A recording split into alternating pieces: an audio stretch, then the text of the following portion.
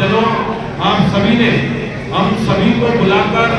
इस पवित्र मेले का साक्षी बनने का जो अवसर दिया है,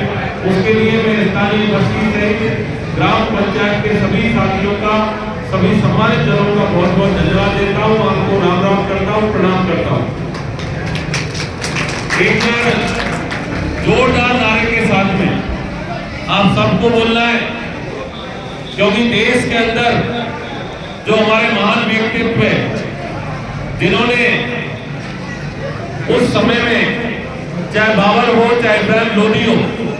उनके खिलाफ में जिस तरह की लड़ाइयां लड़ी और जिस वीरता, जिस साहस, जिस शौर्य और जिस त्याग का परिचय दिया,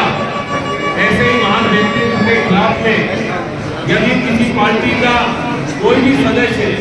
किसी तरह की अमर्यादित टिप्पणी करे, तो हम सभी राजस्थान वासियों के लिए, और मैं मानता हूँ राजस्थान वासी नहीं बल्कि देशवासियों के लिए ये बहुत बड़े शर्म की बात है। ऐसे ही महाराणा सांगा साहब, जिन्होंने अपने शरीर पर 80 घाव लग जाने के उपरांत भी इस देश के प्रति, इस राष्ट्र के प्रति अपने प्राणों को न्यौछावर किया, ऐसे महान व्यक्तित्व के लिए मैं एक बार आप सबसे अपील करना चाहूंगा कि एक बार आप सभी, मैं जब महाराणा सांगा बोलूं तो आप सबको अमर रहे का नारा और जोर से गुंजायमान करना है। तो एक बार सभी साथियों से मेरी अपील है, महाराणा सांगा अमर रहे, महाराणा सांगा अमर रहे। ऐसे महान व्यक्तित्व के लिए सम्मानीय श्री गजेंद्र सिंह जी ने भी आपको बताया कि राजस्थान नहीं, देश भर में अनेकों जगह उस वीर पुरुष के लिए जगह जगह पूरे देशवासी उसे अमर्यादित टिप्पणी करने वाले को ये हम सबको दिखाना पड़ेगा कि जो महान था, जो वीर था, वो हमारे लिए आज भी उतना ही शिरोमणि है। और उसके लिए हमको सबको बड़ी संख्या में कल सपोर्टा में 12 बजे उपस्थित होकर एक ज्ञापन देश के नाम, उस वीर के नाम देना है। तो आप सभी से मेरी अपील है, कल 12 बजे महाराणा सांगा के सम्मान में हम सबको बड़ी संख्या में उपस्थित होना है। सम्मानित साथियों, आज यहाँ पर गणगौर के मेले में आप सभी उपस्थित हुए हो और इस मेले में जिस तरह का जोश यहाँ दिखाई दे रहा है, उससे लगता है कि मेला न केवल अब से लंबे समय से और आस-पास दूर दराज के लोग इसमें शामिल होने आते हैं और उसी मेले में आज हम सबको उपस्थित होने का मौका मिला है। आप सबके बीच में हम सब यहाँ उपस्थित होकर अपने आप को गौरवान्वित महसूस करते हैं। जो गांव वाले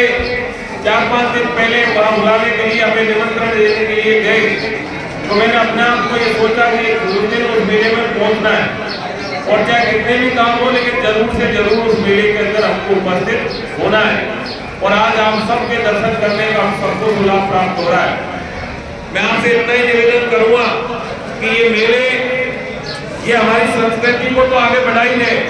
साथ में हमारे गांव का मेलजोल, प्यार प्रेम और भाईचारे को भी बढ़ाने का ये काम करते हैं। और ऐसे मेलों का समय समय पर आयोजन होना